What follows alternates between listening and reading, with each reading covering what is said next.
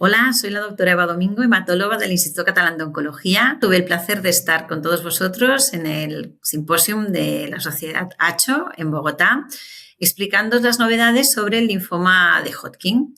Bueno, como todos sabéis, el linfoma de Hodgkin es uno de los linfomas que hoy en día se cura con más proporción y los pacientes realmente no fallecen por culpa del linfoma, sino normalmente fallecen por culpa de efectos secundarios que hemos imprimido nosotros cuando damos el tratamiento. Y un poco la tendencia que tenemos a día de hoy es intentar minimizar estos efectos secundarios, minimizando pues el tratamiento que damos a los pacientes sin bajar la efectividad que tienen estos tratamientos. Un poco lo que comentamos en el simposio ACHO fue básicamente qué estrategias y nuevos fármacos habían incluido en la primera línea del tratamiento del linfoma de Hodgkin y cómo eso estaba cambiando el escenario actual del tratamiento de estos pacientes.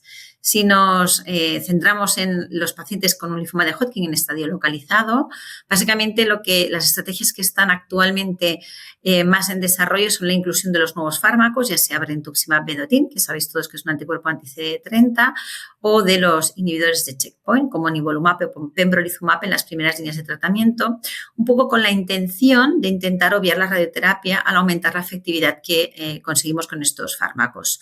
Como todos sabéis, estos fármacos en los estadios localizados del linfoma de Hodgkin no están autorizados en ninguna de las guías, ni de la ESMO ni de la FDA, con lo cual de momento continúan siendo aún un proyecto en investigación. Sí que es verdad que ya hay estudios que intentan combinar, ¿no?, el tumor metabólico global junto con el ctDNA, sobre todo el estudio rafting, y seleccionar aquellos pacientes en los cuales no necesitaremos estrategias de consolidación con radioterapia, que yo creo que serán súper interesantes en un futuro porque probablemente podremos realmente seleccionar aquel paciente que no es tan bueno, aunque sea un estadio localizado, para poder consolidarlo con radioterapia. En cuanto a los estadios avanzados del linfoma de Hodgkin, pues ya sabéis todos, ¿no?, que los nuevos fármacos están entrando y ya tienen indicación en muchos países. Uno de ellos es brentuximab vedotin, que ya sea en combinación con AVD como en el ensayo clínico ECHELON, muestra superioridad cuando lo comparamos con AVD. Y ahora más recientemente se han presentado los datos de la combinación de brentuximab con BRICAT, que es el estudio del grupo alemán, con datos de supervivencia libre de progresión a 4 años que son superiores al 92%. Para mí este esquema realmente es un esquema muy interesante porque realmente baja la toxicidad que teníamos anteriormente con BiCOP escalado, que era la estrategia que utilizaba el grupo alemán y los grupos nórdicos aquí en Europa. Y por otro lado, no solo baja la toxicidad en cuanto a transfusiones, plaquetopenia, segundas neoplasias y toxicidad gonadal, sino que también se ha visto que aumenta la eficacia cuando lo comparamos con BiCOP escalado. Y esto realmente para mí es muy importante porque BiCOP escalado ya estaba con una supervivencia libre de progresión a 5 años por encima del 90% para pacientes con estadio avanzado, y BRICAT no solo la mantiene, sino que es aún un pelín superior. Otra ventaja que para mí tendría este esquema, que es BRICAT, es que realmente aquellos pacientes que tienen un PET2 negativo solo van a recibir 4 ciclos de BRICAT y esto probablemente en 3 meses hará que el paciente haya acabado el tratamiento. Y esto es importante sobre todo para la calidad de vida del paciente porque el paciente se puede reincorporar a sus funciones normales mucho antes de lo que haría si estuviéramos utilizando un esquema basado en AVD que tardamos como mínimo 6 meses en finalizarlo. La otra gran novedad es la incorporación de los checkpoints con AVD. Realmente datos, ¿no?, de combinaciones ya los hemos ido viendo a lo largo del tiempo, pero para mí el estudio más importante ha sido el de SWOG, donde se comparaba, ¿no?, el nuevo estándar que llamamos de tratamiento, que sería brentuximab AVD, con nivolumab AVD. Este es un estudio enorme de un grupo americano, SWOG, y que realmente muestra que aquellos pacientes tratados con nivolumab AVD tienen una mejoría en supervivencia libre de progresión a 2 años. Es verdad que el seguimiento es más corto que el de BRICAT, pero bueno, no está mal y a 2 años continúa habiendo una diferencia en supervivencia libre de progresión entre los dos grupos.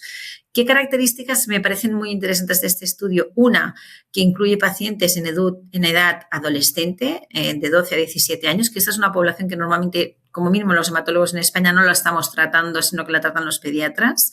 Y 2, que también incluye pacientes que tienen más de 60 años, que esto es una cosa que el estudio BRICAT no incorpora a estos pacientes por la toxicidad que supone este esquema.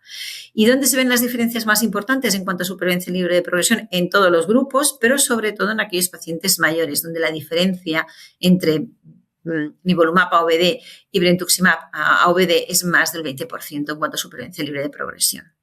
Sí que es verdad que el reporte de efectos secundarios, hemos de centrarnos en los efectos secundarios típicos de los checkpoints que serían autoinmunes, es bajito, no tienen mucha toxicidad pulmonar, ni cutánea, ni diarreas, que son las que solemos ver, ni tampoco mucha alteración tiroidea.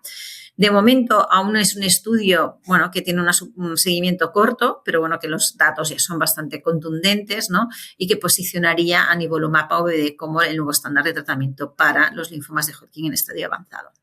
Y ya un poco más experimental, y aún con datos muy inmaduros, ¿no? También hay datos de la combinación de nivolumab con brentuximab y dacarbazina adriamicina. Son estudios muy preliminares, son fases 2 que aún están muy, muy verdes como para poder dar unas recomendaciones sobre este estudio.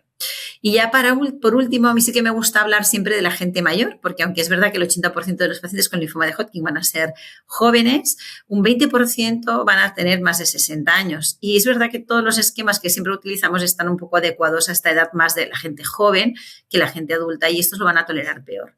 Pero también tenemos, ¿no?, nuevas estrategias que incorporan estos fármacos, tanto brentuximab como los inhibidores de checkpoint, en el tratamiento de los pacientes mayores, y que yo creo que a día de hoy pues tendríamos que tener en consideración para poder tratar a estos pacientes.